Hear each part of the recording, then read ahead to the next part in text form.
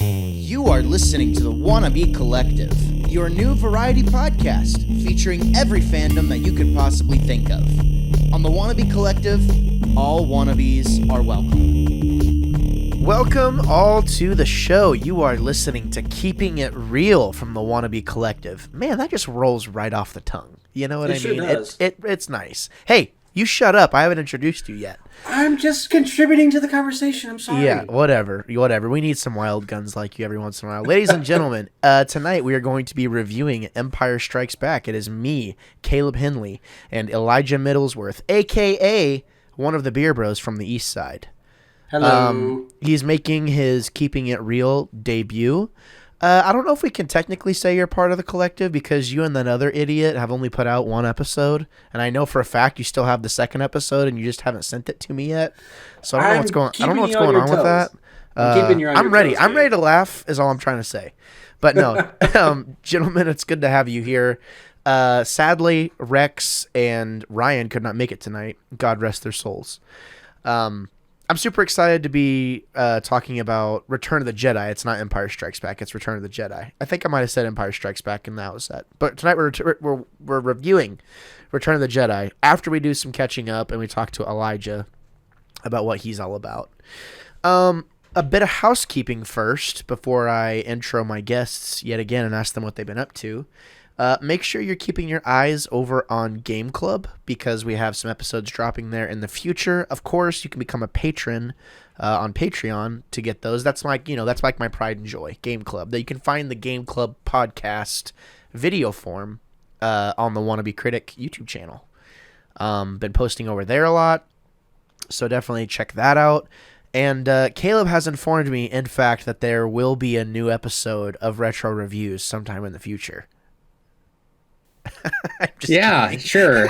Let me text Rex real quick. Caleb was like, "Oh, Gabe, I hate you so much." That facial expression, though, that was intense. Yeah, I should have. Yeah, that was that was priceless. We should cap that. So, I have a question for you guys. Is it wrong to buy all of the limited edition Rockstar Halo energy drinks in your area so that no one else in your area can get those energy drinks? I mean, it seems a little selfish to me. It is selfish. I'm asking, is it wrong? Absolutely not. Thank you. That's the answer I was looking for right there, because that's exactly I didn't even know that. I didn't even know that was a thing that existed. Yeah, so fun fact for you. If you buy special edition Halo Rockstar energy drinks and you can collect all 5 of the cans, you'll get special rewards if you collect all 5. But it gives you in-game rewards for Halo Infinite. So I've already gotten most of the rewards you can get. And I have so much Rockstar. And here's the funny thing, is I don't really drink Rockstar that much. I just wanted the codes. It's like a Marvel's Avengers situation with the 5 gum. People were just buying it just for the codes. So, yeah, I'm a Halo shill at this point. But ladies and gentlemen, like I said, welcome to the show. Caleb Henley, how you feeling tonight, man? I'm pretty good. I'm feeling pretty great. I'm happy to be here talking Star Wars as always. It's going to be a fun night. Yeah, I'm excited. And I had a strange feeling at the end of Return of the Jedi where I was like, I'm ready to watch the prequels again. Or the sequels again, excuse me. I'm excited to watch the sequels again and kind of reassess my feelings on those, because each time I watch them I find something that I like and something I don't like every time. So I'm super excited to get to those. But yeah, I'm happy you're here too, Caleb. Elijah, how are you feeling, bro? Oh, I'm feeling great. Happy to be here. I've been listening all the Star Wars episodes, and Empire was the last straw. I was like, Gabe, I need to be on this. ASAP, I gotta talk Star Wars with you guys.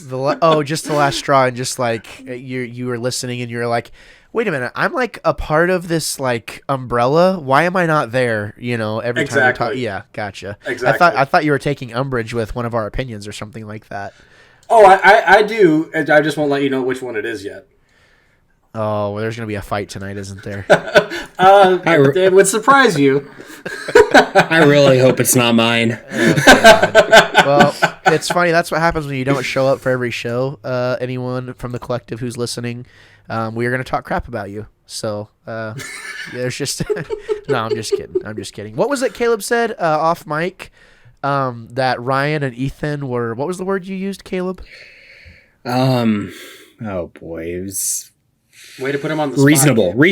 reasonable takes or something like that. Yeah. Yeah, that they had I was so reasonable happy. takes? No, that I was the only one that had reasonable takes. Yeah, and so they're gonna kill me in the next podcast. God. Yeah. Yeah, who knows if Ryan even listens to it? I'd be shocked. But Ethan's probably laughing in his car right now. So there you go, Ethan. It was funny whenever I was editing it. Ethan made a comment or just tried to make a dig at the prequels or at the sequels, excuse me. And you were just kind of like, "Come on, man! Like, what the heck?" Like, just very calm and collected. Like, you're like, "Come on, man!" Like.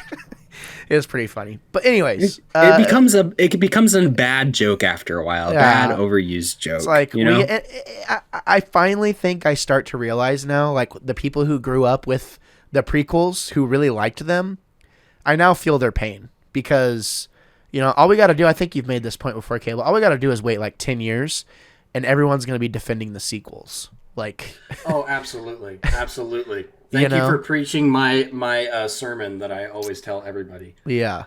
I think Kayla's made that same point too. But anyways, yeah, we're here. We all love Star Wars and its various iterations.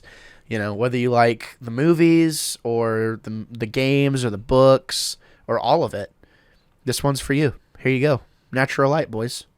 Yeah. So I'm drinking. I have a Natural Light and I have a little bit of Woodford Double Oaked and some water. Also, if you're a video watcher. I showed Caleb this off mic.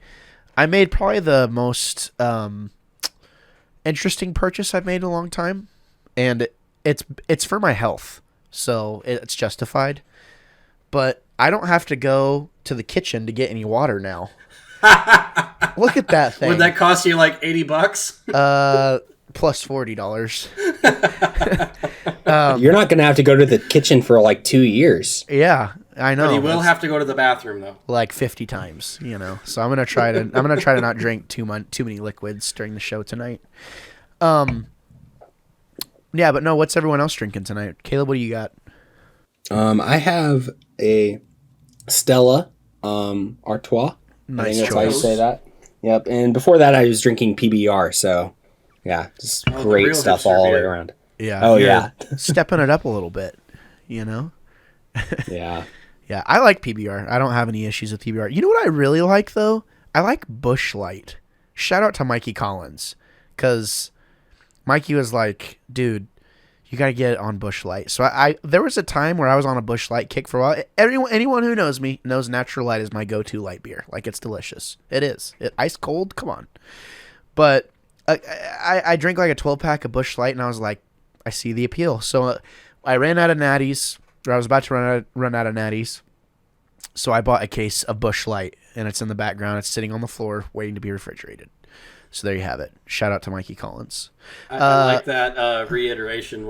I was out of Natty Light. Well, I was almost out of Natty Light.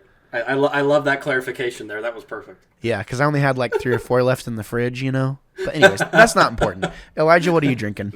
I got some Eagle Rare in the glass right now, and then. Oh my God! Shut up! Oh, I'm not drinking anything crazy. I'm just drinking some Eagle Rare. I'm good. Oh my God! Hey, calm down. Trying to flex. He's trying to freaking flex on me and Caleb. I'm not flexing at all. I literally enjoy the stuff, and my wife's upstairs, so she can't yell at me for drinking it. So. Nice. Yeah. And then shout out to after Allie. that, yeah, Allie is a bourbon snob if I ever met one.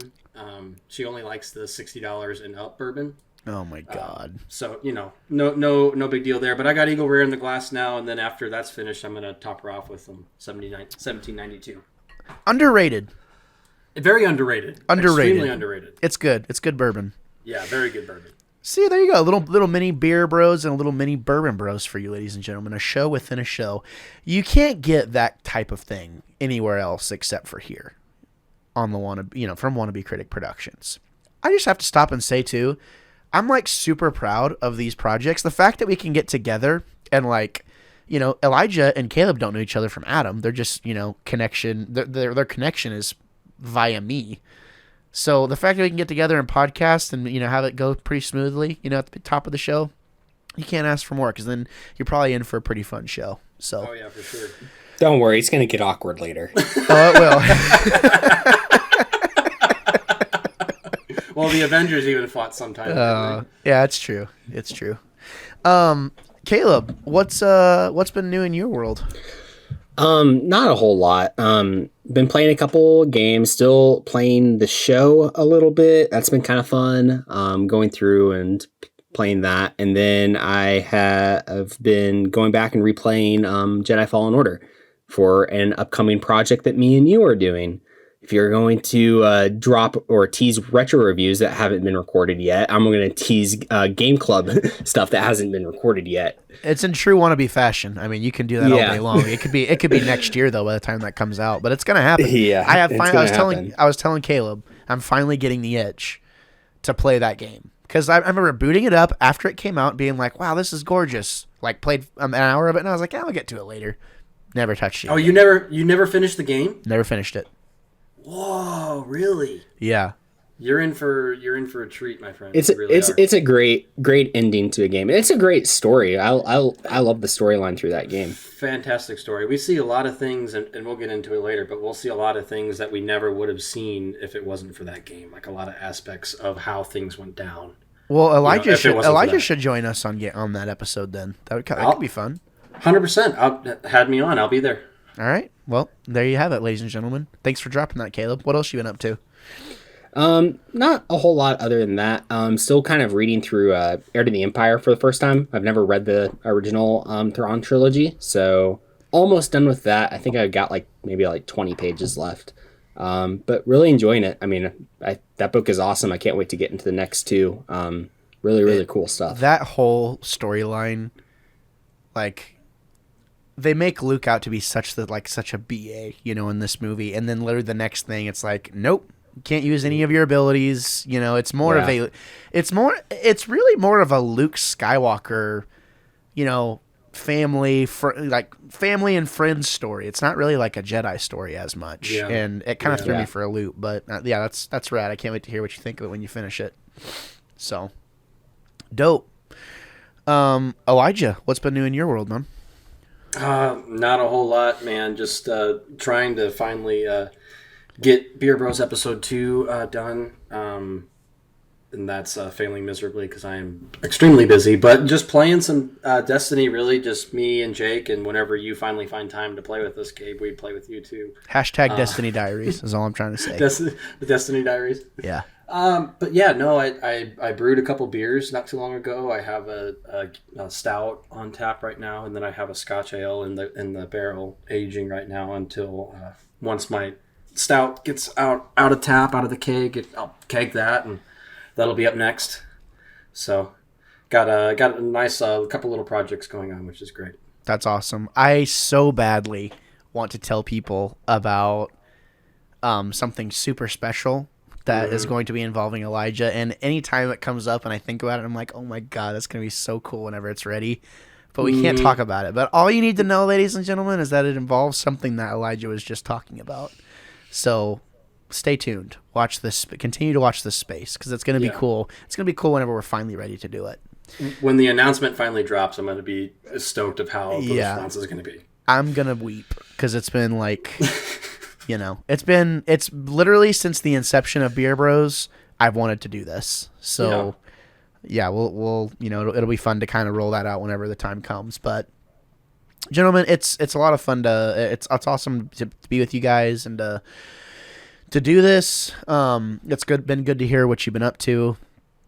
Myself, I bought a GameCube and a Game Boy player and a HDMI adapter for such, because I am going to be starting a new type of series on my YouTube channel called The Wannabe Rewind, where I play retro games. And I think I'm going to start with Pokemon. I'm currently playing Pokemon right now. And it's more of a passion project. It doesn't get a ton of views even right now, but I think with time, anything you post on YouTube can be exponential as long as you're continuing to post. So I'm pretty excited about that project. I got the Wii U. I actually hacked my Wii U, so I can do a lot of things with my Wii U that even the Switch can't do, like play GameCube games on my Wii U. So that's cool. Yeah, but in general, just been editing a lot of videos and playing a lot of games. I've been playing a lot of Halo. Super excited for Infinite. Destiny, of course, been playing that. Been playing through Control for Game Club with Ryan Dalton. Excited to get back to Alan Wake as well to play the remastered version. I pre-ordered that. And as well as we got a special project we're doing with the guys from Bush League Gaming. Where we're playing all of the Supergiant games. So I'm currently playing through Pyre and Hades right now. So good fun. And of course we have Halo episodes rolling out on Game Club like every couple of weeks. So I think Halo 3 just came out. Halo 4 will be out in a couple of weeks, and then Halo 5 will be out. And then we have a special episode coming up where we're going to be like trading like Halo multiplayer war stories. So like, those couch co-op moments, or like moments we had online. I think me, Ethan, Jace, Jace, potentially Mikey. We're going to try and have like a bigger discussion for that. So you guys are more than welcome to join. It's going to be, I think the more the merrier, and that'll be in prep for Halo Infinite's launch. So super excited. A lot of stuff going on. Super duper busy. A lot of stuff going on secularly as well. And I'm enjoying my life. I can't complain. Oh, one last little tidbit. One of our Munchkin cats had her kittens. Oh, yeah. Yeah, 3 of them. 3 kittens. It's kind of weird. Only got 3, huh? Yeah, only had 3, and none of them are short-legged. So, there's that. Oh, really? Oh, Yeah. That sucks. Yeah, but it's okay. It'll be all right. But it is kind of cute because they're, we have kittens in the house right now. So. Oh, one thing I do want to bring up, since you brought that up, Gabe. Gabe DMs a D&D game with me and the other half of Beer Bros Eastside, Jake Labriere, and our wives. And Emma is a part of it too. It's a Star Wars theme.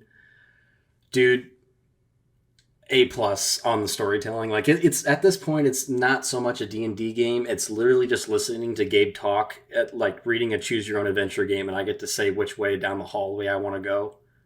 A+, dude. That was awesome. And while that was happening, Munchkin cats were being born. Yeah, it was like all this like frenzy of us trying to get together to play, and I was super happy with that last session. I was and too. It was pretty like dialogue heavy and like story heavy, but there'll be plenty of other times where it'll be super battle heavy and stuff like that. But stay tuned for that, ladies and gentlemen, because you may be able to hear that entire thing at some point in the future because we've been recording every session. So with some heavy editing, but yeah, no, I appreciate the compliment. It was a total, nerd project. It's a total nerd project, and there's a balance of trying to like make things seem cool versus like that would never have happened. But I can say like without a doubt, I could have seen that scenario playing out that way. It's like, you don't know. Right. So yeah, stay tuned, ladies and gentlemen. Maybe next year or somewhere in there, you might be able to hear it. We'll see. But all right, that's enough of us and us rambling about what we've been up to. It's time to get into the movie review, gentlemen. We don't want to waste the good people's time. Like we don't do that every week. I'm sure every time they turn on an episode, they probably get their time wasted. They're like, oh my god, another Beer Bros. Whenever the next Beer Bros episode, people are gonna be like, oh my god, these guys again. What the heck? Yeah, everyone, we're just giggling the whole time. I mean, that's not podcasting. That was a fun episode to listen to. Star Wars Episode 6, Return of the Jedi. When the Empire prepares to crush the rebellion with a more powerful Death Star, the Rebel fleet counters with a massive attack on the space station. In a final climactic duel, Luke Skywalker confronts Darth Vader. So Return of the Jedi was one of those movies where growing up it was my favorite. And I figured out why this time through watching it. This movie's action-packed. I mean, it is like action-packed, like very Like, we have our characters that are established, now, even after Empire. And I think this movie kind of helped me realize how good of a job they set up the characters in Empire.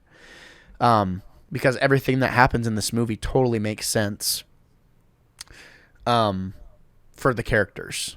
I'm assuming you gentlemen like this movie. Yes, absolutely. Yeah. Caleb, have you definitely. have you said before too, like growing up, this was like your favorite as well?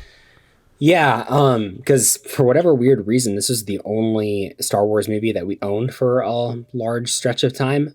So this is like if I ever wanted to watch a Star Wars movie, this is the Star Wars movie that we had available to watch. And yeah, I love this movie. I think what you said about like pacing or it being action packed is so true. And while Empire is a fantastic movie, movie is just at such a faster pace than Empire is. It just makes it a really fun watch. And while some of the stuff isn't always super great, and we'll get into that, a lot of it is really good. And I love, the final act of how they're able to juggle, Lando in the Millennium, Luke on the Death Star, and Han and Leia down on Endor. They're able to juggle that so well. It makes for a really good climax to a movie. And we'll get into all of this, but yeah, I love this movie. Yeah. Same for you, Elijah. Yeah, I totally agree. And we'll, like Caleb said, we'll get into it. Action packed. The story is great. Acting, maybe not be up to par still, but it was the era of things. Yeah. Mark Hamill's at his best in this movie, in my opinion. Just in terms of delivery. Like, whenever he talks to Yoda, I buy it. Whereas before, his dialogue is fine in the last movie. But I think this is where my love of Luke Skywalker really came from, was this movie. And yeah, there's a ton to talk about. But I think it's worth mentioning, we know that Star Wars, a lot of Star Wars, especially like the design for Darth Vader, a lot of that comes from the love of like old Kurosawa movies. Things like that, the like samurais in space, essentially. And you kind of get that with Empire. The knights don't draw their swords until the very end of the film, and that would be pretty common. Lots of political intrigue. Very, very rarely would you see lots of slashy happening, in older movies, black and white movies. So it just wasn't super action packed. Not to say there's not action in Empire Strikes Back, because there is. And I almost feel like those duels, you start to appreciate them a little bit more in Empire.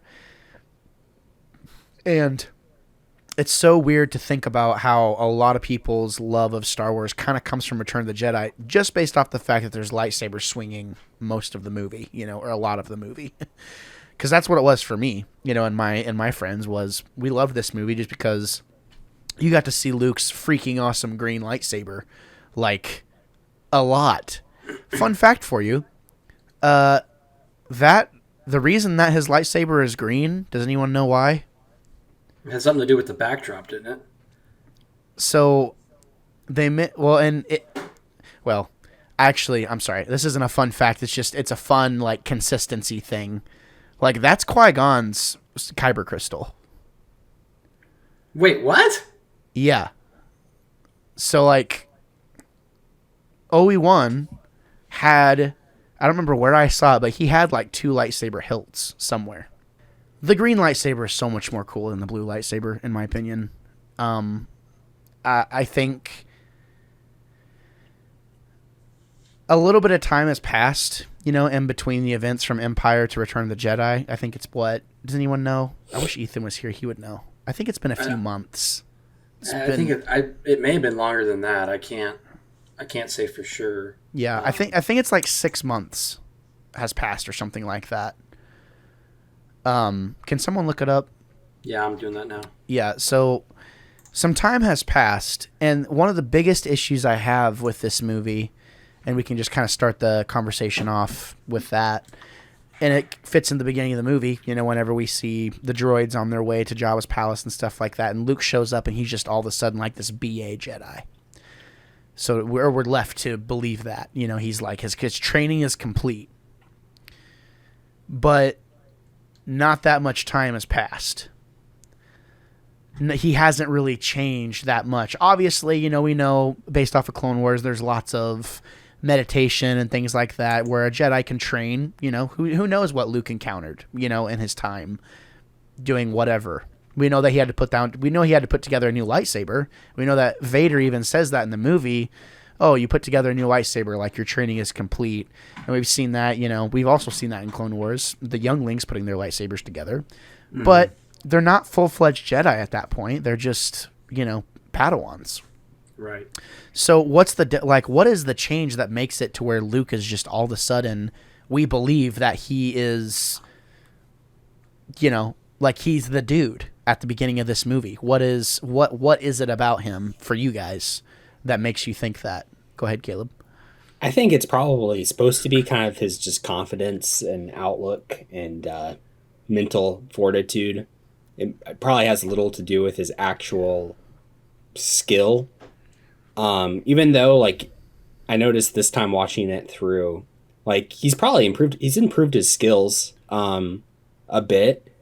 But yeah, if there's been such little time, we never really get to see or that happened. I think it's a little bit of a plot hole, though, that you're just supposed to kind of expect it to buy into because, there was a couple of years between those two movies. And yeah.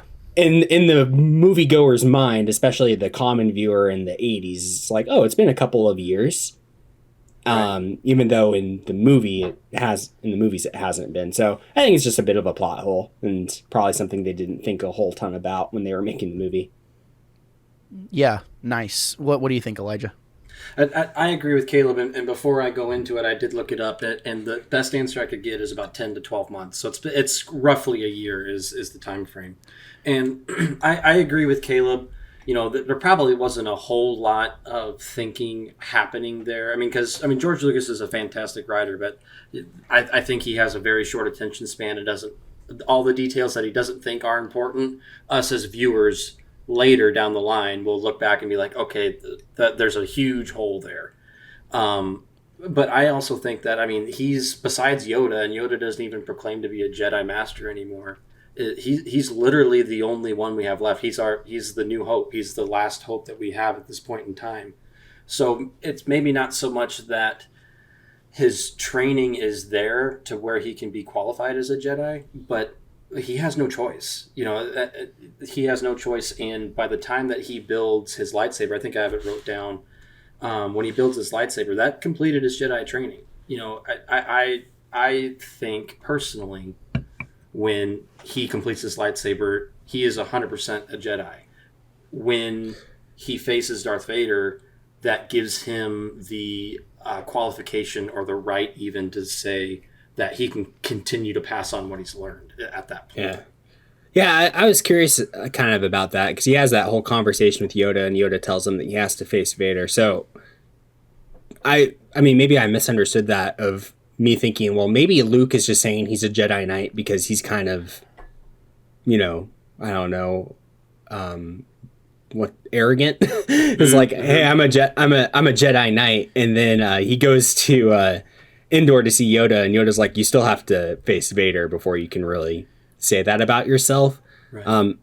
I don't know. Maybe that's part of it, but that's an interesting concept too. It's like, since he made his lightsaber, and he's shown that he has grown in his Force abilities, that he is a Jedi Knight there, but then to be able to actually pass it down, to take on Padawans of his own, he still has to take steps. Right. And if we think of... Oh, sorry, Gabe, go ahead. Well, yeah, I was just going to say, too, for me, as a wannabe critic, right, you watch that and you're like, this makes no sense.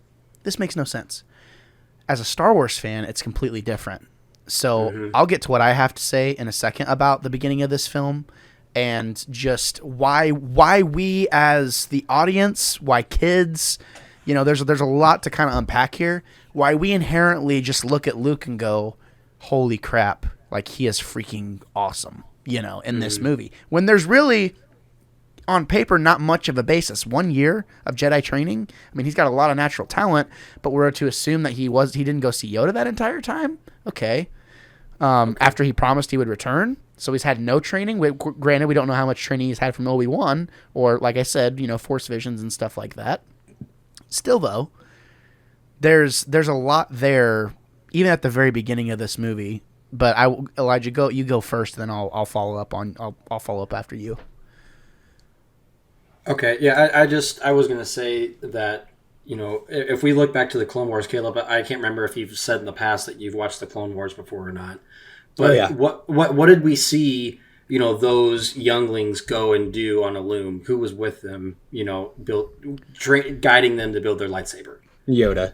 Yeah. So if we're to believe the beginning of the movie and say that, okay, this whole time, that whole year that's passed, Luke never made it back to see Yoda until that point in time at the beginning of the movie. Let's just say that that's the truth. He obviously had to have had help, whether it was from Obi-Wan or from something Obi-Wan wrote down, a hologram that he wrote. He did it on his own without the most powerful Jedi Master assisting him.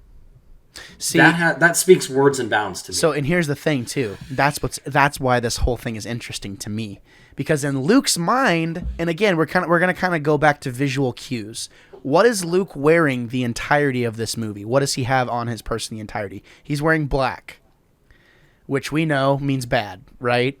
Yet at the end of the movie, you watch his, lapel kind of come undone. He's been good the whole time. So that's on purpose. So Luke shows up in black, which we've kind of come to know as Star Wars fans to be like, oh God, like that person means business. So we inherently, as the audience, take those visual cues to buy whatever, they're trying to ship us. But from Luke's perspective, what you just said, Elijah, he hasn't had that training. He hasn't done anything. He's been in his own head this entire time. And what do we know about Skywalkers? They're hot-headed. So from an unbiased standpoint, if you're looking at Luke Skywalker, at this point in time, this is incredibly crucial. What finishes his training is whenever he kills Vader. Because he then proves that he's actually a good guy. And he did what he did basically what literally the most powerful Force user still alive thought he couldn't do, or and he didn't account for Luke turning heel and because that entire time you have to infer that the Emperor probably knew that Luke was going to be full of himself and kind of in his own head and be like, oh, well, I'll learn. I got this. I'm Luke Skywalker. I'm the last Jedi. I can do this. Through this entire time, and we see that attitude through the entire thing, even on Jabba's barge. He's hacking at fools, he's doing his thing. His body count is pretty high in this movie, actually. So there's a lot of things where it's Luke could have been a bad guy very, very, very, very, very easily. Based on all the rules we have now, it makes even more sense that he could have been a bad guy. And for a brief moment, he was. A very, very brief moment. Yeah, for a brief moment, he turned. Mm-hmm. And I've always found that so interesting and kind of seeing the full circle moment come. All it would have taken would have been a couple decisions for Qui-Gon to go dark. Because he kind of walked that gray line too. And at the end of this movie, I don't truly believe that Luke Skywalker is 100% good. Yes, he passed a very crucial test, but I think those qualities, those principles that he's instilled in himself and what he's gone through after all this trauma is inherent in his character.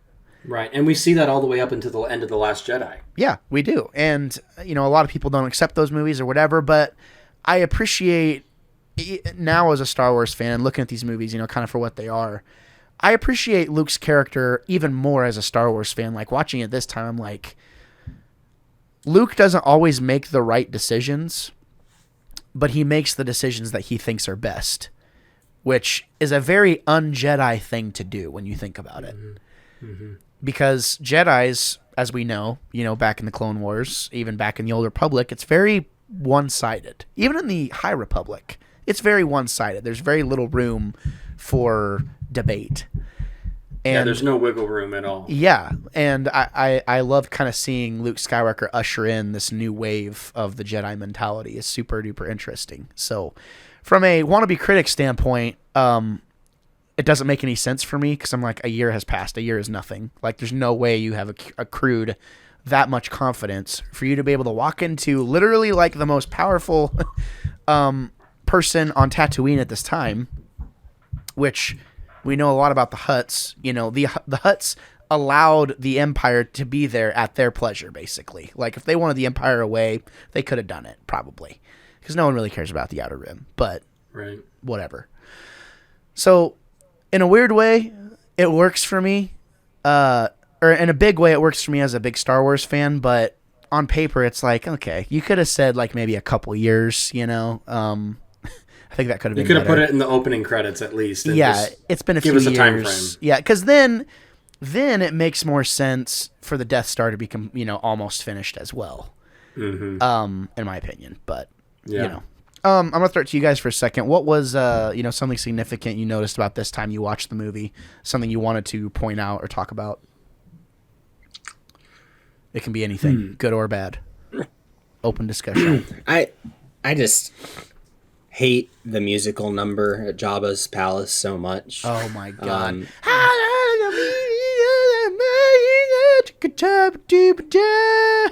You practiced that? That was pretty good. Dude, I've listened to it so many times as a kid. Yeah.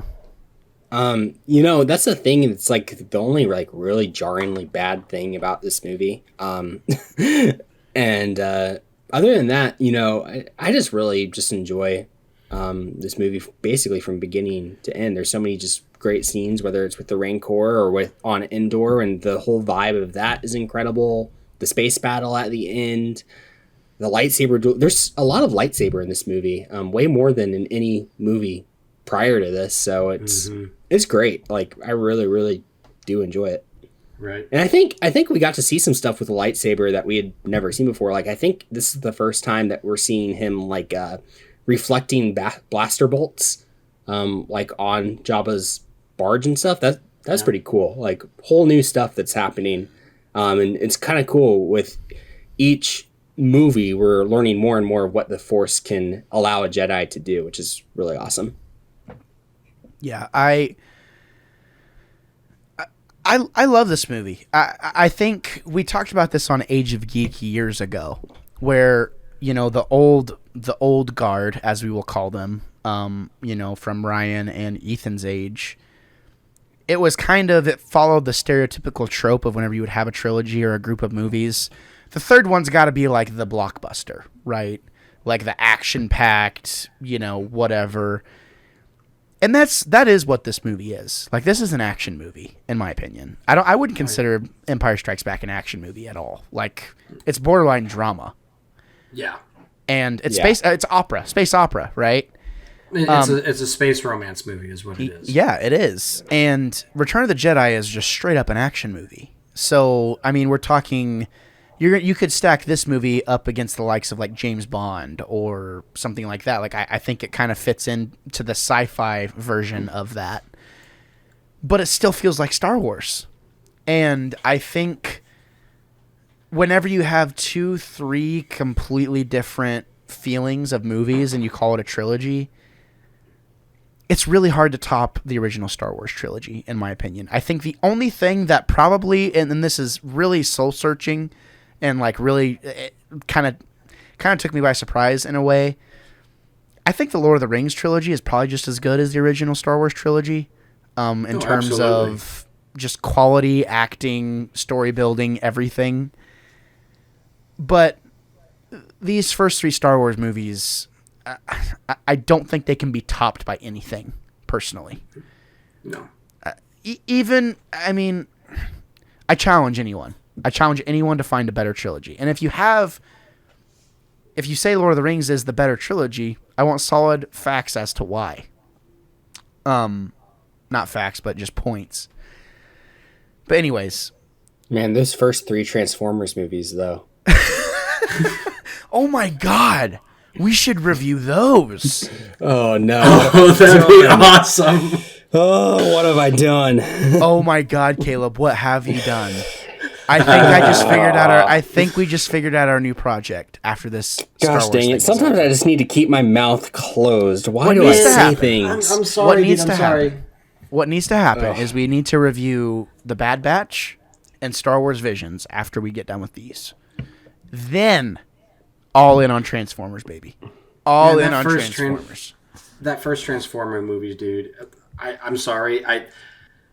all that, the whole movie, and this is a Star Wars podcast, ladies and gentlemen, but that whole movie is fantastic from Shia LaBeouf even. I mean, that's odd to say, but to Bernie Mac. I mean, come on. Bernie Mac's like 5-minute scene in that movie, iconic. It's iconic. That first Transformers movie is rad. Like it is. You really can't. is. That I don't think Transformers does not get enough credit. That changed CG in a big way. Like we had never seen anything like that before. And that Linkin Park ending, though, I mean, that's pretty emotional. God, freaking that Minutes to Midnight record's always so good. We're digressing, So but anyways, it is. It's so good. Autobots, let's roll. I just remember in Dark of the Moon. Remember that Transformer? That big Transformer had balls. Remember that? Like do you remember that? That was Revenge of the Fallen or whatever it was. Yeah. Oh my god! It was like a big cement truck or something like that. Yeah, and it had testicles. I mean, oh my god! It did. I'm just speaking facts, dude. It did. They wanted gender identification in the movie. Guys. They did. They did. Anyways, Return of the Jedi. A solid ending to this trilogy, and that they somehow are able to continue Luke's... Okay, so like when Luke and company separate an Empire, it's very sad. Mm-hmm. It's a very sad feeling. Sad things are happening. Mm-hmm. Whereas when they separate in Return of the Jedi, it's a very triumphant feeling. Like, oh yeah, like they got to go their separate ways and do their thing, for right now. Even though, Yoda dies in that whole thing. When they all reconvene at the very end, it feels so earned. Because you really feel like you've been through this journey with all these people. And they were somehow able to get Luke's story from Empire to carry over into Return of the Jedi. And also the same thing with Chewie, 3PO, Leia, and Han. Their arc continues. And you have both of those things going through the whole thing. Right. And I don't know, like I think like Caleb said, it's great from beginning to end. It's a solid story. Like it's not without fault though. It's definitely not. Yeah. Elijah, do you have anything significant you wanted to point out? The only thing really that I want to point, going back to Caleb's comment, I may or may not have just circled these, but I circled these last night, quote unquote. I got right there. Jabba's throne room singing at Totally Cringe. And then the other one I have circled is Mark Hamill's acting is still not great. He's just not a great actor. I mean, I wouldn't see anybody else play Luke Skywalker, but, that holographic scene was very computerized. Maybe it was supposed to be that way, though. I don't know. But moving on, this movie, a lot of what we view as Star Wars, a lot of the lore, a lot of the culture of the Star Wars universe started with this movie. I mean, I have a few things wrote down. The Lombardia shuttle was first appeared in this. Twi'leks were first appeared. Abrish was first appeared. The Rancor, thermal detonators. These are all things that we see on a day-to-day basis now. Especially with the cartoons, Bad Batch, Rebels. These are all things that are constantly used. The video games heavily influenced on the props of Return of the Jedi. Very few props, to my knowledge, were used from A New Hope because there weren't that many. Empire is another thing like that. We have so much lore and so much culture in this movie for Star Wars that if we didn't have it, it would be just another science fiction movie. This turned it into a universe, turned it into a story, in my opinion. Yeah, just to piggyback. Yeah. and just to piggyback off of that thought, I was thinking about in the first two Star Wars movies, both the Rebels and the Empire. I mean, but I'll focus us on the Rebels. Everyone's made up of humans except for Chewbacca. Like the entire Rebel force is just humans. And finally, after two movies, we finally get some aliens, whether it's Mon Calamari or I don't know, what is that guy's name? Like Needum or something? Oh, Nyan Nabi. Yeah, he's a Celestian. Yeah, okay, Celestian. Yeah, so he's with Lando in the Millennium Falcon. Like, we're finally getting like some variety in who's just in the Rebel Alliance. I mean, there's definitely not enough diversity in the Empire, but we get more explanation of that in lore and books and stuff. But Right. it's kind of cool to see that there's more than just that the aliens in this world aren't just the scum that are hanging out in Mos Eisley. Mos Eisley, like, or in Jabba's palace, that they're also like part of the Rebel Alliance, and that I thought that was a cool little addition to this movie as well. Right, and to piggyback off that too, to be able to see the Rebel Alliance and the Empire, this is the first time we've seen how militarized they are. Like, before, it was just, okay, yeah, we went to the Death Star, but there was, a few squadron of stormtroopers on there. It wasn't anything huge. First opening scene, we see the Death Star. We see the Star Destroyer, the Lombardia-class shuttle come out with Darth Vader on it. The lineup of soldiers and officers in that hangar as Darth Vader comes off is astounding. We actually get to see the might of the Empire in that opening scene.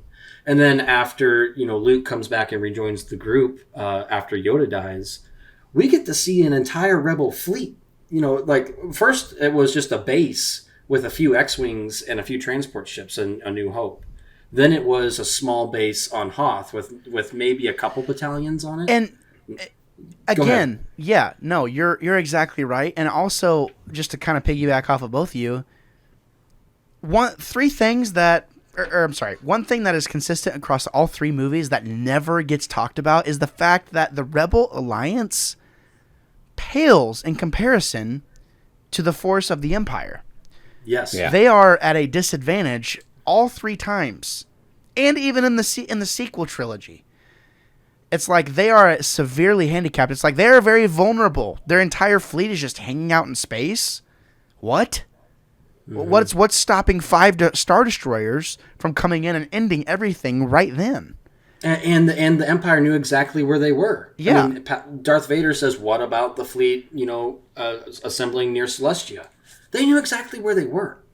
Yeah. I mean, it's astounding. Yeah, and it goes to show too kind of the moxie of Palpatine too, because Palpatine's calling the shots. He's like, "Yeah, we'll see what happens. Why not?" You know what I mean? Like, that is the dark side kind of talking. It's like, well, we got to let this happen so I can find Luke, and I just want to see what happens. Right, I kind of already know what's going to happen, but I just want to see what happens anyways. But it doesn't change the fact that yes, the Rebel Alliance fleet is impressive. Very impressive. It is. But like you're saying, the Empire has so much more. What happened at the end of this movie is such a small part of what was left over at the Empire, and what makes setting up for Force Awakens, it makes sense to see whatever was left of the Empire being so strong. We don't need an explanation as to how it rose back to power, because it never lost power to begin with. There was always a ton of there had to have been umptillion Star Destroyers out there with generals and all kinds of high class Imperials. I think the high estimate from the books is 25,000 Star Destroyers, right? Yeah, that makes a lot of sense. So, taking out the Death Star, and how many Star Destroyers were there in the battle at the end of this? 3, 2, something like that. One Star Destroyer. There was 2. There's a few, and I mean, there's that Super Star Destroyer too that they. Yeah, but destroy. it doesn't mean that it's just like. And again, this is a Return of the Jedi thing, but we're setting up for the next movie. This isn't over. We're not done with talking about these movies and talking about the stuff that happened here.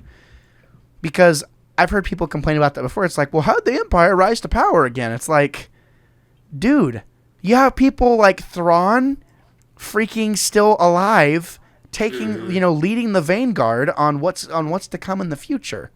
So the only reason why the Empire took off in the first place was, Palpatine, their Emperor, was killed. Yeah. The Emperor's pet was killed. One of the second strongest being in the universe was killed.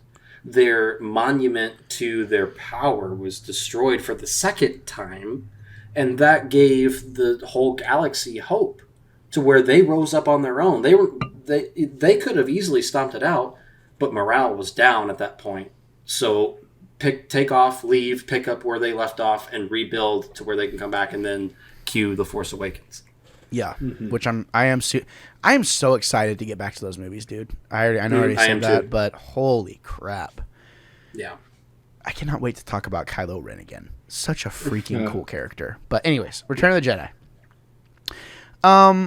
What are some... So we talked about a lot of... We've been praising this movie a lot, right? I think the new format should be 3 things you love, 3 things you don't love. It doesn't have to be hate, but 3 things you don't love. For me, the Ewoks just don't make sense. I mean, it's sad. I don't want to say they don't make sense, but there's just so much like of their culture in this movie. You know, like when they bring them up to their tree houses and stuff like that. It could have sufficed just to have them move along and be like, oh, Ewoks, that's weird, you know, whatever. And then, you know, after they've made friends, maybe share a meal with them, whatever, super fast. And then at the end, whenever they're all getting massacred by the Empire, you know, obviously we're still going to feel bad if they're being killed. But I don't know. What's your guys' opinions on the Ewoks? I love them. I love them so much. I love the idea of some like tribal, like super outnumbered, outgunned race, like going in, you know, to fight and giving it their all and finding some success against something that's just so overpowered. And yeah, I can kind of see where you're coming from, Gabe. I mean, I don't hate it. But like, I don't hate it. I'm just saying. But like, come on. Like, I feel like the Ewoks get way more hate than they deserve. Like, oh, for sure. It's kind of funny. Yeah. I'm going to piggyback off Caleb there. I love the Ewoks. To me, the idea of this strong and mighty military power, essentially the Nazis. They're you know, based off the Nazis, get annihilated and wrecked by a bunch of fur babies. Freaking love it. I love it. I'm sorry. It's fantastic. I'm not saying I hate it. I just think that it might drag. It might go a bit long. I'm not saying their presence isn't enjoyed. It is by me. I'm just always like, why do we have to make such a big deal about gold guy? A little bit of Family Guy reference for you. My God. Go ahead. I'm just imagining how boring I think that scene on Endor might have ended up being if the Ewoks weren't there and it was just the rebels trying to attack that base. Like, yeah. I mean, because that's what you get in the beginning, and they all get captured, and then the thing that allows them to escape and for things to escalate is the Ewoks end up fighting back. So, I mean, and the thing is like, we've seen in 2 movies already, like we saw on Hoth with the rebels, you know, attack. We've seen so many different, like, you know, shooting lasers at each other between the Empire and the rebels. This added a whole new dynamic to it that kept it kind of fresh and entertaining. It was very Renaissance returning, too, you know, being able to fight a battle with sticks and stones, quite literally, and not have these high-tech, you know, super lasers, which eventually they did. I wrote down in my notes that within the middle of that battle, the Ewoks learned how to use blasters. You know, I mean, there's several Ewoks holding E11s out there, you know, that they took off stormtroopers. You know, it was very refreshing. I agree with Caleb to be able to get back to kind of that Renaissance feel of, you know, how movies were, what these movies were based off of. Your samurai movies, you know, space cowboy stuff. It is kind of funny you mention it, because I remember thinking, I was listening to a podcast one time and they were like, yeah, the Ewoks at the end of the movie, they're playing drums on the head, you know, the helmets. They had to eat those guys, because we know they'll eat people. They were going to eat Han, Luke, and Leia, you know, or at least Han and Luke. They had to eat those guys. I mean, they did. And I remember I saw a drawing one time of like an Ewok like holding a helmet, like flipped upside down, and he was like had like a spoon, and it was just he just had meat like in his like in his spoon. But yeah, the Ewoks are good. That party was just a giant stormtrooper barbecue. Basically, it's like, oh my God, what smells so good, you know? Don't knock it till you try it, fellas. Oh my God. One thing, there's not a lot to dislike in this movie, in my opinion. I got nothing. Do you guys have anything else that you just don't like? Yeah, I mean, I kind of already said mine with the song at Jabba's palace. And that's really kind of it. The only thing else I can think of is that one commander during the briefing's hair is just terrible. Like 1980s, just absolutely terrible. Good Lord, dude. It's the worst haircut. It's like one of the worst haircuts I've ever seen in a movie, and it's not trying to be. Like it's not the intent of it at all, but it looks so bad.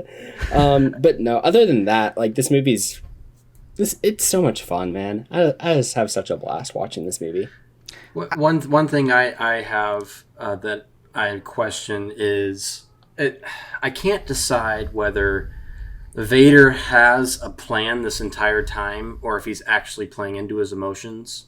You know, because it seems like, I mean, he could have took care of Luke right then and there on Endor, because Luke was already defiant at that point. Like Vader could look at Luke and say, "This kid has too much of me in him. He's not going to turn. I already know he's not going to turn." He ignites the lightsaber, which I feel like is a play that, okay, yeah, we think that's an intimidation tactic, but I'm not convinced. I'm not convinced at all. And then he doesn't take the chance when he has it. And then we're in the throne room. Luke does his double backflip or whatever back onto the balcony, and then Vader throws his lightsaber at him. Is Luke really that skilled to dodge a lightsaber thrown by one of the greatest Sith that has ever walked the galaxy, or did Vader throw that and miss on purpose? That's one of the things I don't care for. Is I can't tell if it's him having a plan or if it's him playing stupid.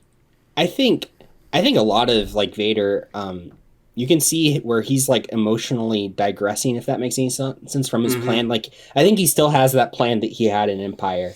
But now Luke says, I think to Leia, that he can feel the good in Vader, and like he can feel that basically since they met on Cloud City.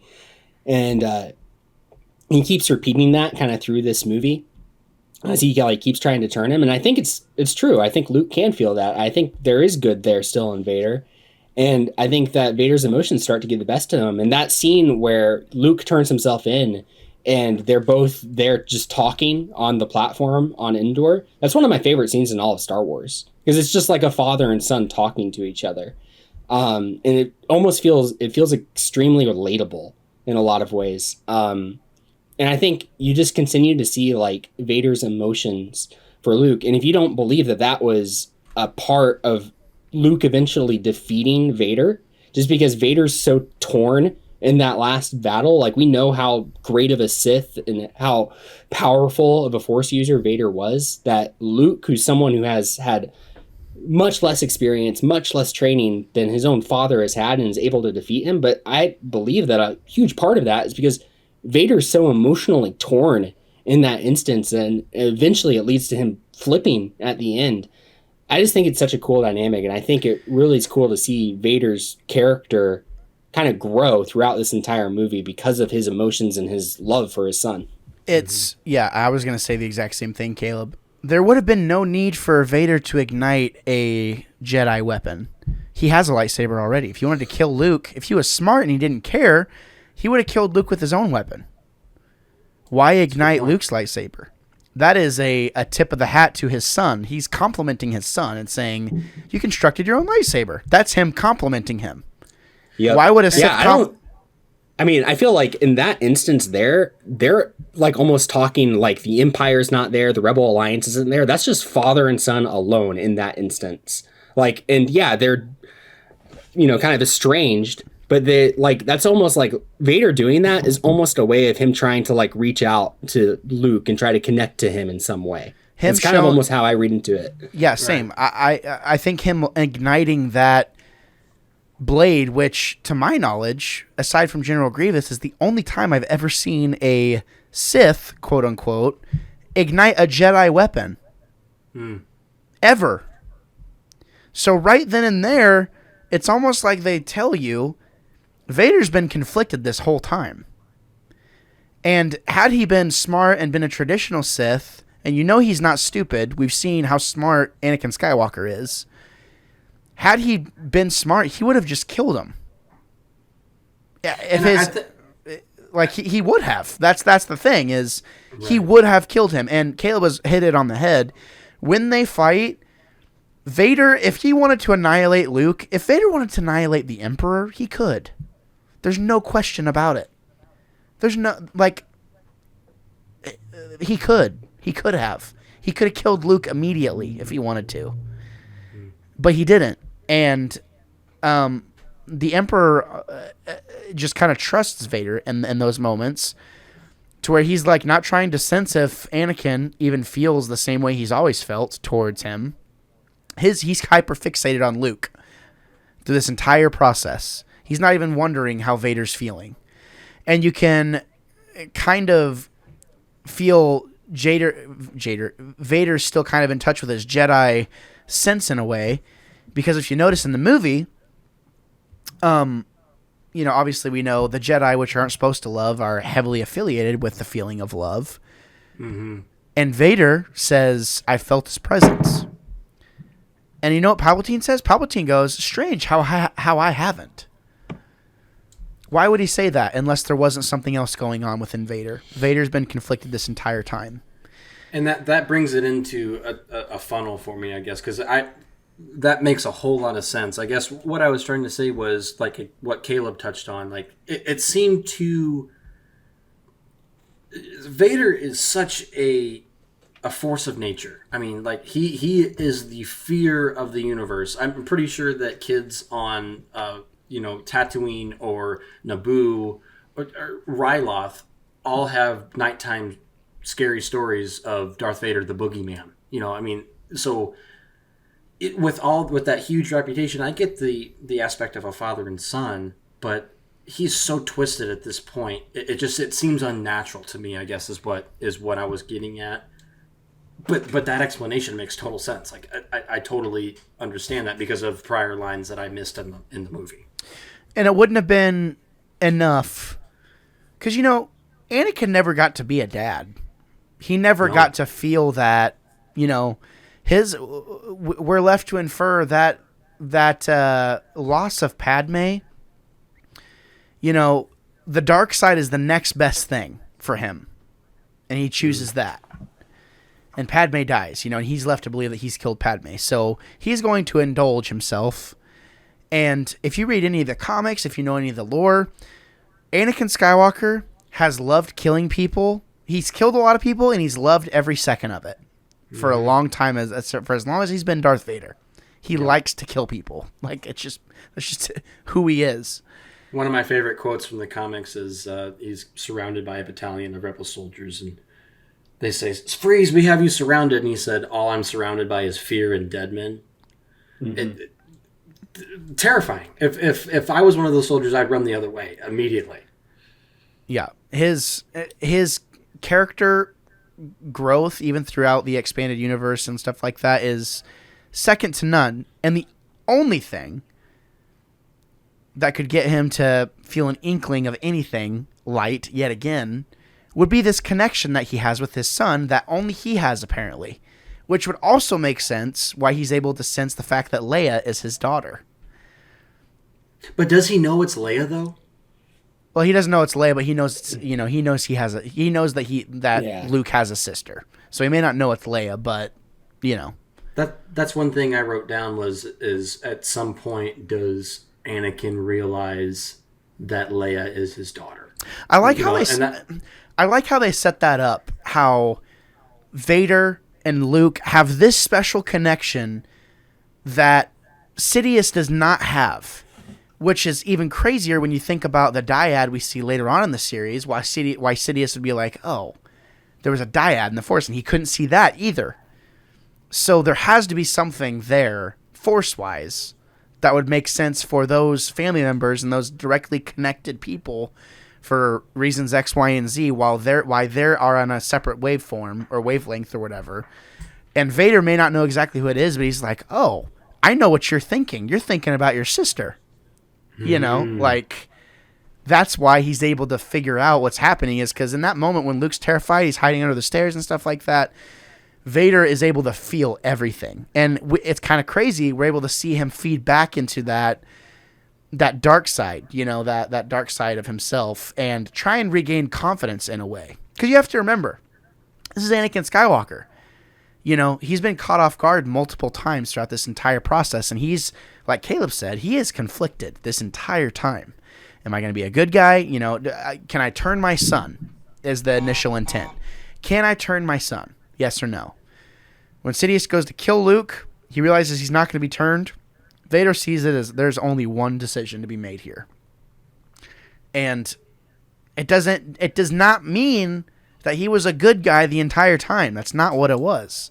The only redeeming factor is the fact that he did what was right at the very end. But still, I don't know that it's earned as much when we see his Force Ghost pop up at the end of this movie. That's something I wanted to bring up in this. Yeah. And so we're leaving the lore story and we're going more into cinematic stuff. Hayden Christensen as being inputted as the Force Ghost. Worth it, or is Sebastian Shaw a better Force Ghost?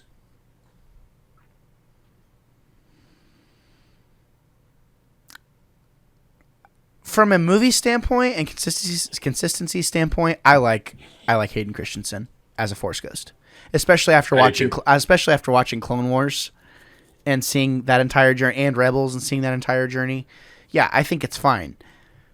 From a character standpoint, I'm like, wait a minute, do you really deserve to be there? Like an actor's standpoint, you mean? No, or? From an Anakin Skywalker, Darth Vader standpoint. Does he really deserve to be there with Yoda and Obi-Wan after everything? Go ahead, Caleb. I'll bring this out. Obi-Wan's whole thing is that from a certain point of view, Darth Vader killed Anakin Skywalker. When he would have done that, Anakin Skywalker still would have been Hayden Christensen. So from that standpoint, it kind of makes sense. Right. Just from that point of view, just from an Obi-Wan point of view, I guess. That's super interesting. And that totally makes sense. Because when Anakin Skywalker ceased to exist, he was still a young 20-year-old man. Yeah, so and why would he be older in his Force, his Force appearance? Yeah, and he had one, kind of big redeeming act, and maybe like 5 minutes of where he had finally redeemed himself from all that terrible things that he did while he was a Sith. But he had a lifetime, 20 years probably, 15 at least of, where he was a Jedi and he was doing good things. And it makes sense that, it would go back to when he was actually good for the longest period of time, if that makes any sense. Yeah, and I mean, there's a lot of mysteries as to how the Force works and, what's okay and what's not okay and stuff like that. There's part of me that loves the Vader comics and stuff, but my guy has done some horrible things. I mean, can I say something? There was something I wanted to say earlier about that. I think that it's a really Vader's a really good demonstration of how terrible a person can go when they're motivated by fear and by hate, versus how that same person can change when they're motivated by love. And that's kind of what we get. We, in the comics and even in the first two of these original trilogy movies, we see how terrible Vader is because he's motivated by fear and then also by hate. And he's, force choking guys and killing everyone and enjoying every second of it. And I thought it's interesting, even in this movie, when he's talking to other Imperials, he's not force choking Imperials. When he first talks to that first commander on the Death Star, he says, the Emperor isn't as forgiving as I am. Is Darth Vader forgiving?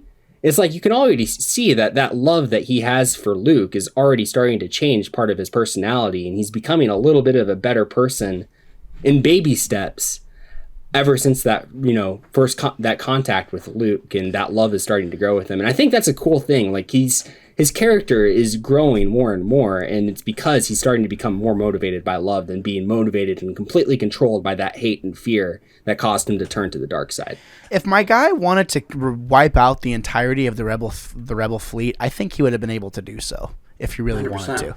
100%. For the fact of the matter that it's still Anakin Skywalker there. Like the cunning, the knowledge of how, space travel even works. I mean, Anakin Skywalker's been all over the place. He's a decorated war veteran. Yeah. He's extremely decorated. And he knows, I mean, for all intents and purposes, the Rebel Alliance is what's left over of the Republic of old, and he knows how that mentality is going to work. Anyone who would have been there against, an Imperial whatever, he would have known their mindset.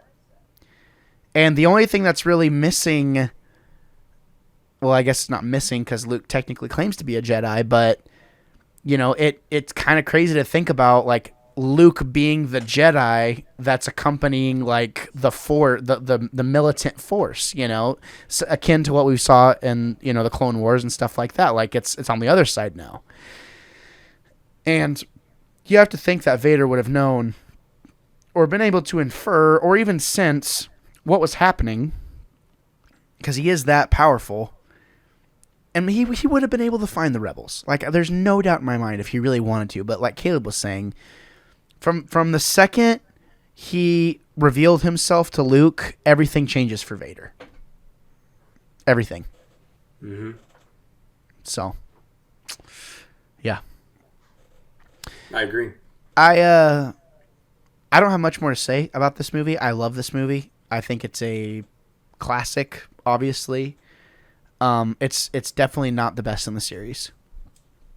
No, it's not. I mean, like you guys discussed last week, Empire's the superior movie. It really is. I mean, I think you guys touched on it good at the beginning of the episode. This was the movie we always watched as kids because it is action-packed. It's a great movie as kids to get into Star Wars and really try to learn about different things. Empire's the superior movie for sure, but after watching it after so long, I mean, I've seen it, I've seen it a million times. Me and Caleb were just talking about this before we went on mic. We've seen it so many times, over and over and over and over again. And then watching it last night, the amount of goosebump moments that I got, is fantastic. And it still plays, homage to the movie. I mean, when Yoda talks about how there's another Skywalker right before he dies, I mean, hairs standing up on my arms. There was another thing I had in here. When Vader tells Luke after he backflips onto the balcony, he has the high ground. Obi-Wan has taught you well. Chills. I mean, and you wouldn't know that in the theaters when you first saw it, but... And then, Carrie Fisher and Harrison Ford's relationship in the movie. The acting is... The whole movie, the acting is mediocre, I would say. I mean, Billy Dee's a great actor. Mark Hamill, up in the air. But Harrison Ford and Carrie Fisher's... chemistry? What can I say? Yeah, chemistry. Was so strong in that movie, and I'll ask you guys what you guys think. Do you think that's because they had a romantic relationship before this movie was filmed? Is that something that happened? Yeah, between during A New Hope, they were romantically involved during the shooting. Here's the thing: their relationship is intentionally complicated. It is complicated through all three movies. It is not black and white. And it makes sense why the marital stuff comes up even in the expanded universe, because it's left to infer it's like there is something weird there, like, on Endor whenever they're fighting. That's not the first time that's going to happen. Han's not going to be... That's not the first time Han's going to be upset over something small that makes her feel bad. Mm. And I think it's interesting that they make that relationship not so fairy tale and so fairy tale book, happy ending, whatever. It's intentionally complicated because I think it's left to reflect on how it's almost like hyper amplified versions of what it's like to actually be with somebody, where, it's, you can relate to both sides. And, yeah, I mean, I think them being romantically involved definitely plays into the authenticity in a way. The realism of it. The authenticity of how their relationship feels on camera. And so going back to, I'm going to reference the Empire episode quite a bit because I just listened to it yesterday, but talking about the I love you, I know scene, just when they're on Endor and they're trying to get into the bunker and Leia gets shot, those lines are reversed. Yeah. But no one ever talks about that. No one ever talks about it ever. Yeah. But it rounds out their relationship so perfectly. Like, okay, Leia knows Han is a piece. I mean, he's a stubborn, self-centered person that has loving and caring qualities about himself. He's a scoundrel, but he's a caring scoundrel. He has a soft spot for people. Saying that line in reverse showed that Han can really care and carry, and Leia can still love a man that is rough, quote unquote. And it just really rounded out their relationship. I really appreciated the romance part of the movie. Yeah, well said. Well said. It's definitely the best romantic relationship we've seen in all of Star Wars. Like, that's why it's such a big deal, obviously. Mm-hmm. Yeah. Because it's not. I mean, come on, Ben and Rey. That's a great romantic relationship. Oh boy. God, I mean, it's maybe if you're a Zoomer, like. Are you gonna hang up on me? Hello, is this thing on? Hello. Maybe if you're a Zoomer, in 10 years, Zoomers gonna be like, oh, their love is so pure, like they FaceTimed a few times and now they're in love, that's what happens in the last. FaceTimed a few times. They did in Last Jedi. That's exactly what they did. That's exactly what they did. Oh, that's funny. They FaceTimed a few times and all of a sudden they're in love. Hey, I'm still curious. I was curious, Elijah, what was the take from last week that you didn't agree with? I don't know if you already touched on it or not, but no, we never got to it. My take is, and actually Gabe commented on it, because we had this conversation, I think, in the debut of Beer Bros Eastside when Jake and I were introduced. I'm just happy there's Star Wars in this day of age, man. I really am, and the hate that the sequels get, and everything that Disney does, I can't deal with it personally, and that it bugs me every time because I'm just like, when I was a kid, I dreamt about going to the movie theaters and seeing Han Solo on the big screen. That's my favorite character of all time is Han Solo. I got to go see Phantom Menace when it came out in '99. I got to see Attack of the Clones and Revenge of the Sith. That was awesome. That was really cool. I wanted to see Jedi. I wanted to see Empire on the big screen. And to be able to go see, and I think I said this exactly on that episode, to be able to go see my favorite character on the big screen and something that I had never seen before blew my mind. I don't care about the story. I am enthralled with the fact that the Millennium Falcon is flying across my screen. There's a lightsaber across the big screen that I have never seen ever before. Granted, Han Solo gets brutally murdered in the end of it, which sucked, but but just being able to be there, leaving that movie theater, was I thinking about how terrible the movie was for Force Awakens? No. I had a giant smile on my face. I lived a childhood dream. I truly did. That's my take on Star Wars right now. I get that these guys just don't. They have their issues with the movies. I get it. They're not perfect. Even the shows aren't perfect. These 3 movies are not perfect. No, they are not. Absolutely not. And I think you touched on it very well in the beginning of the episode, Gabe. In 15 years, we're going to look back at the sequels and we're going to love them. Just like we did with the prequels. I can't tell you how much hate the prequels got that I remember scrolling through Reddit, scrolling through Facebook, MySpace. So much hate on the prequels. Now they're cult. It's like they're cult classics. And here's the thing. I touched on this too. As a wannabe critic, it's so easy to pick apart the sequel trilogy. But as a Star Wars fan, if you cannot have a smile on your face, you are missing the point. We are not trying to be steeped in realism and solid storytelling. We are steeped in a fantasy world. And if you're trying to pick it apart, you cannot call yourself a Star Wars fan. Exactly. And I really appreciated Caleb's comment on the Empire episode was that, okay, the inconsistencies that Disney has made. I mean, that nothing matches up sometimes. Sure, it's messy. It's released weird. What about the expanded universe, the EU? That was a cluster. I mean, like you had books coming out then, coming out there. There was no clue if Lucas ever approved any of it. You know, and not to mention the weird. character decisions too. Like, we're just gonna Yes. throw away the fact that Luke was a bad guy for a hot minute and could have ruined everything. Because that's one thing people hate about The Last Jedi, and it's like, dude, literally the movie, or I'm sorry, the book that The Last Jedi and parts of Rise of Skywalker are based off of. Luke is borderline a bad guy for a little bit. if not 100%. Yeah, it's frustrating. And you can't.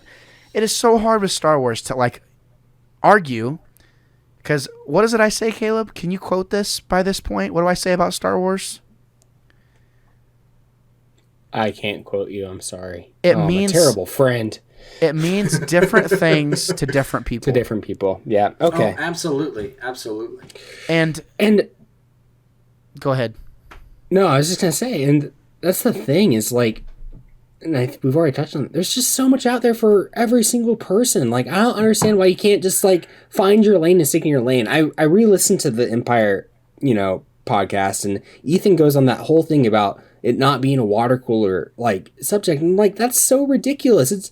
It's more of a talking point now than it probably ever was then. There's more people Yes. that are involved in it now than there ever was then, and And it's and to me it's ridiculous because where you are like, oh yeah, there's way too much, it's overcomplicates things, and it's just like, how many people were talking about comics or books or video games around the water cooler back in the 1990s? Like, probably no one.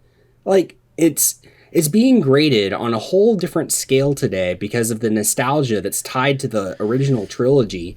And I agree. I think in 15 years, we're going to look back at things. It's going to be fine. You can go to a theme park today that's completely Star Wars theme and have these Star Wars experiences that I would have died for as a kid. Oh my God, thank you for saying that. And no one wants to talk about that. They want to talk about how Kathleen Kennedy is personally trying to ruin Star Wars.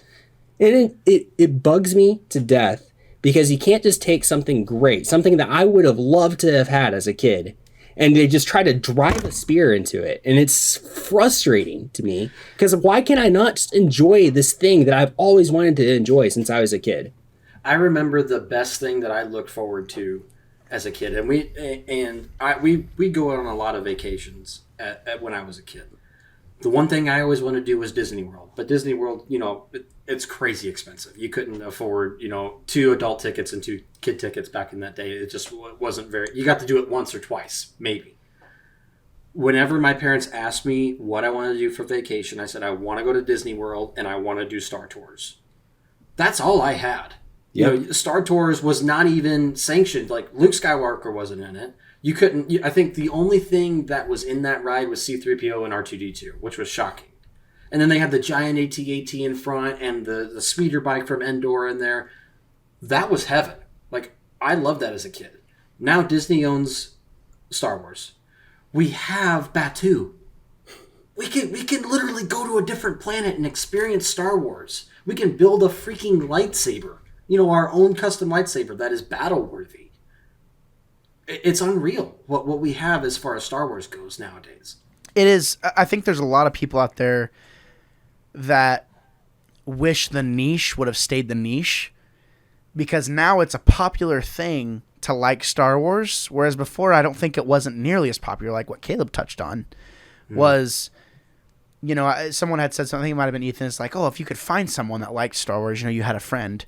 Well, there's so much content out there now to where you might be able to impart some wisdom on somebody based on their knowledge of Star Wars. It's like, oh, you haven't read X, Y, and Z? You haven't done that? And you're passing joy onto another person. And if they like Star Wars, if they like the idea of Star Wars and they haven't read that thing or watched that thing or played that thing. And it's not a competition of like, oh, well, I know more about Star Wars than you because I've had more free time to divert. It's like, no, it's like, I enjoyed this part of Star Wars. I'm glad you enjoyed your part of Star Wars. Let's talk about it together, and maybe I'll adventure into whatever part of Star Wars that you want. It doesn't have to be a competition between who knows more about it or whatever. Yeah. Right. No, and I think it's hard. It's hard having,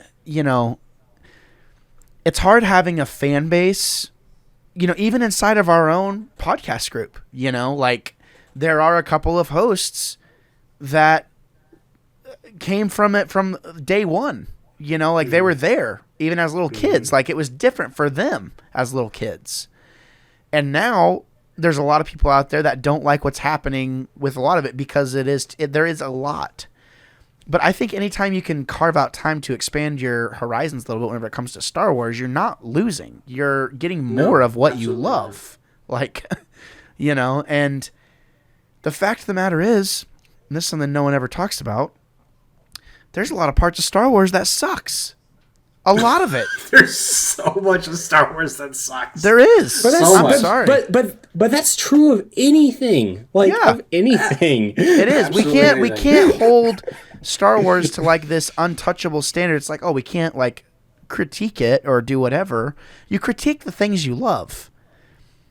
And I think it's all I'm saying is it's going to be super interesting whenever we get to these next 3 movies because I don't know. Like each time, there's very few franchises out there to where every time I revisit it, I learn something new. I, find something. Like I said, I find something I really liked and something I really didn't like with each time I watch one of these movies. And who knows how I'm gonna feel or how we're gonna feel after we watch these next 3? Because I'm looking at the thumbnail for The Last Jedi right now, and bruh, I'm hyped. Like, I remember my initial feeling walking out of that movie is this is as good as The Empire Strikes Back. The Last Jedi? Yeah. Really? You like The Last Jedi with the whole casino planet and everything? I love that movie. I know we just got off a tail end of everything Star Wars, but we can. It's not. Here's the thing. It's not. It's not as good as Empire. It is not as good as Empire. Obviously, it is not as good as Empire. I still freaking love that movie, dude. Anything Star Wars, I love. I mean, going back to what you're saying, there's definite things about Star Wars that sucks. I don't know if you read the High Republic books at all, but the evil dark side tree plant things. What is that? I mean, like, seriously, I don't, like, okay, I was expecting a better villain. I mean, I guess it's the same thing with the Ewoks. I think those are of a lesser Ewok. But still, it's Star Wars. Did I read the whole book and did I enjoy every second of it? Abso-freaking-lutely, I enjoyed it. Yeah, that's such a thing. It's like, we rate all of these, and I think the lowest I've ever rated a Star Wars thing is like a 5 or a 6. And it's like, and that's it could be, and it could be so much worse than that. And even that 5 or a 6 is like, it's an enjoyable one. Like, I enjoy all of this, and if I turned my critical mind off, it's like, I'm going to enjoy every second that I'm watching this thing because this is something that I love. It's fantastic. It always could be Star Trek Discovery. I mean, we could always have that. I mean, it could be that quality content. Oh God. Yeah, I remember hearing the backlash about that one. Good God. No, I love Discovery. Yeah, you should talk to Ethan then. Maybe he hates you. Maybe he probably hates you by the end of this podcast. We'll see. I'm sure he does. Well, I like to step on toes, but I love everybody. But if you have a different opinion than me, you're wrong. I'm just kidding. Oh, God.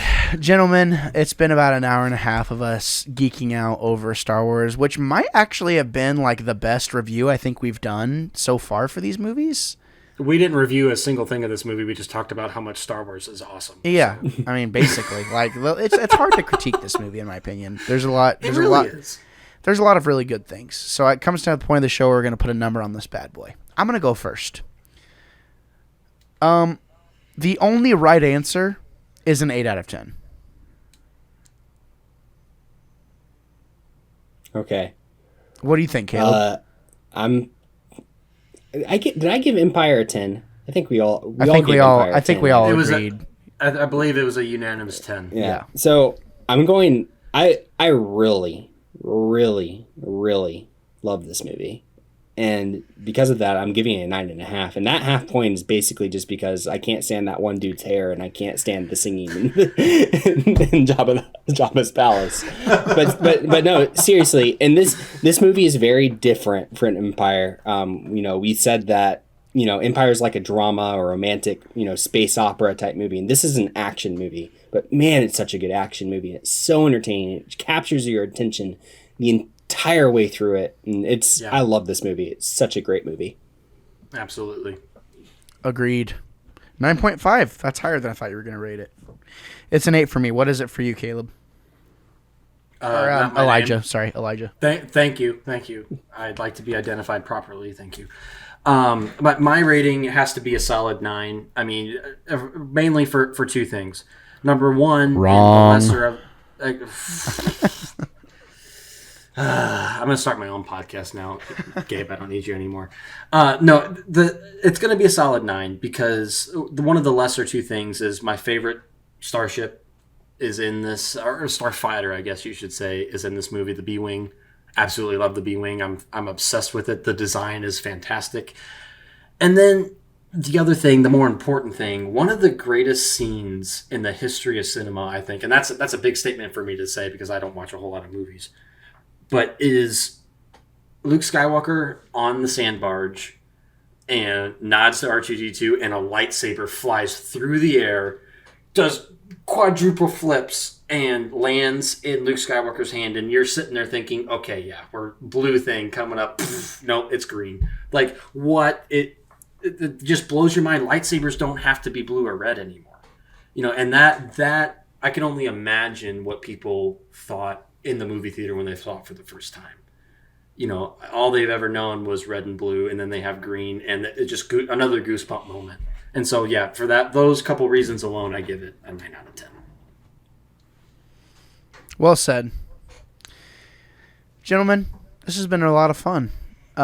We talked about why Return of the Jedi is great. We talked about why Star Wars is great.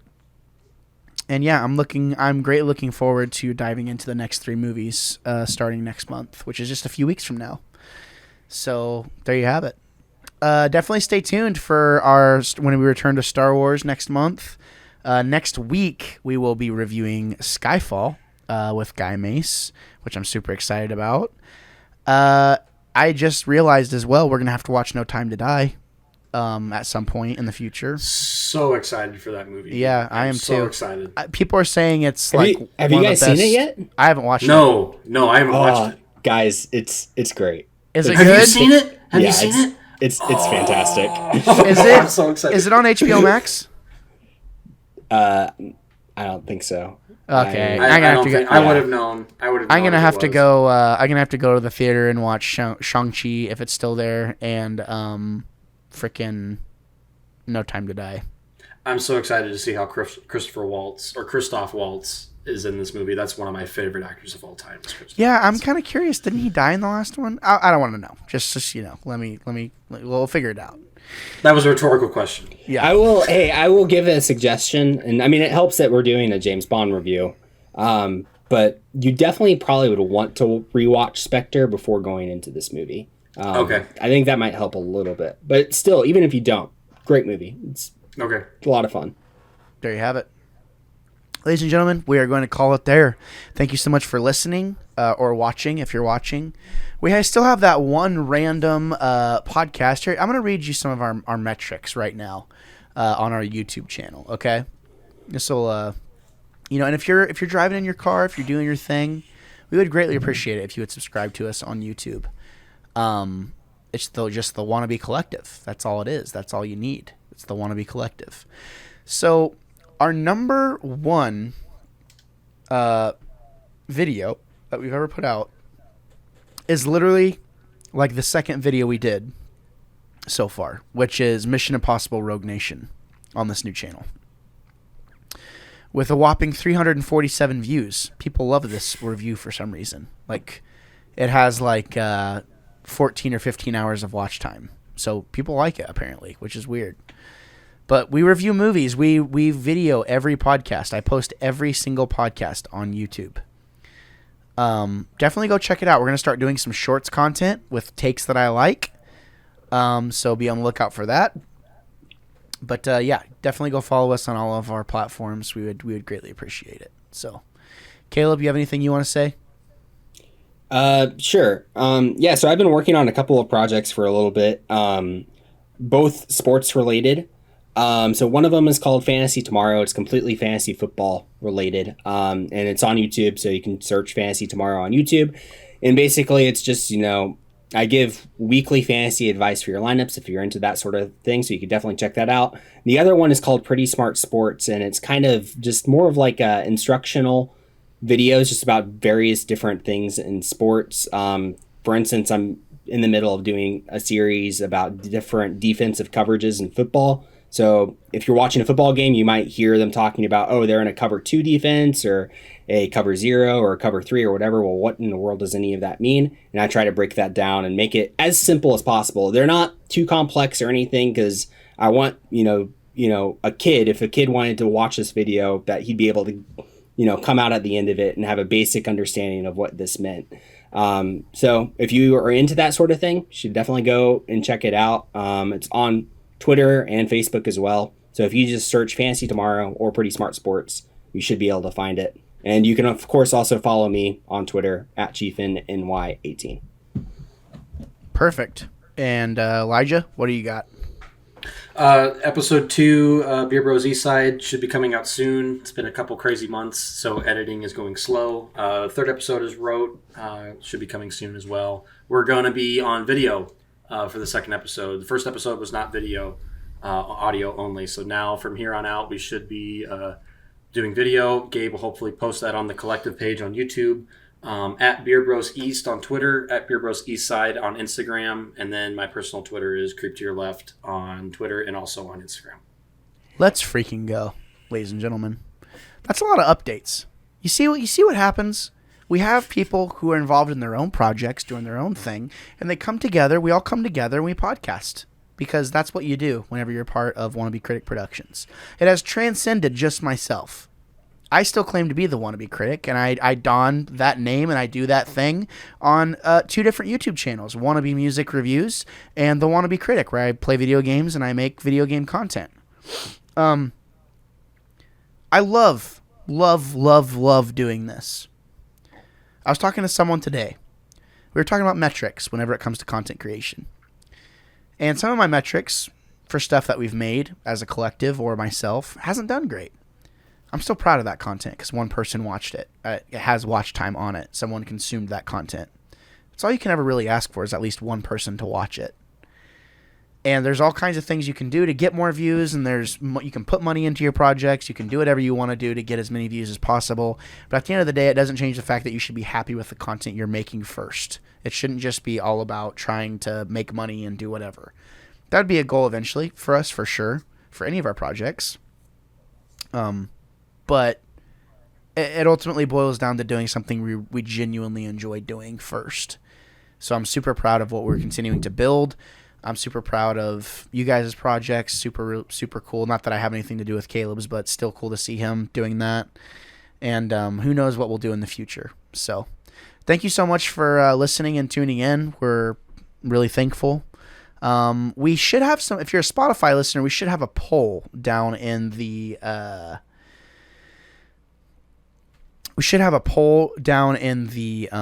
description if you're a Spotify user. So make sure you let us know what you want to see on future episodes, and we would greatly appreciate it. So, if that's all, gentlemen, say goodbye. Adios, amigos. Stay classy, San Diego. Oh my God. That's a good one. Well, whatever possessed you to check out any of the content that you saw today, I just want to say thank you so much for doing so. If you check the description down below, you'll see that there's a variety of different projects. So I just wanted to say, if you enjoyed what you saw today, consider giving some of those other projects a chance as well. If you were here for me or for someone else that you saw today, again, just thank you for checking it out, and I hope to see you again. But until next time.